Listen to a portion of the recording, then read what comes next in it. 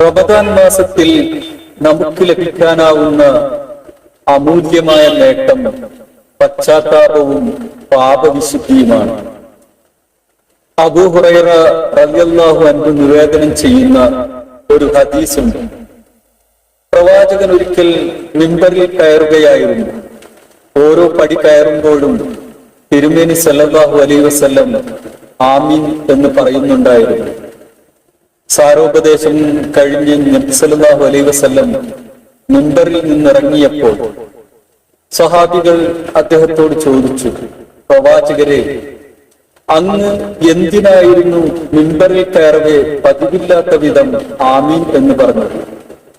നബി സല്ലല്ലാഹു അലൈഹി വസല്ലം പറഞ്ഞു, ജിബ്രീൽ അലൈഹിസ്സലാം എന്റെ അടുക്കൽ വന്നുകൊണ്ട് ഇപ്രകാരം പറയുകയുണ്ടായി, റമദാനിൽ ജീവിക്കാനായിട്ടും പാപങ്ങൾ പൊറുക്കപ്പെടാത്തവനെ അള്ളാഹു തന്റെ കാരുണ്യത്തിൽ നിന്ന് വിദൂരമാക്കും.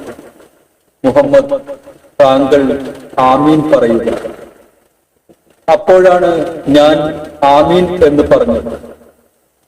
സഹോദരങ്ങളെ, പടച്ചവനിൽ നിന്ന് മാപ്പ് ലഭിക്കാനുള്ള അസുലഭമായ അവസരമാണ് റമദാൻ. അള്ളാഹുവിനോട് മാപ്പിരന്നുകൊണ്ടിരിക്കുക. മാപ്പ് ലഭിക്കാൻ ആവശ്യമായ വിധം തഖ്വയിൽ ജീവിക്കുക.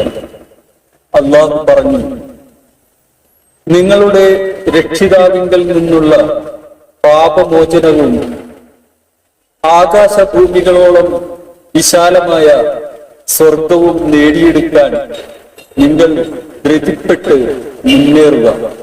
പാലിക്കപ്പെട്ടവർക്ക് വേണ്ടി ഒരുക്കി വെക്കപ്പെട്ടതത്രയാണ്. ആലു ഇമ്രാൻ 133. അള്ളാഹു അനുഗ്രഹിക്കട്ടെ.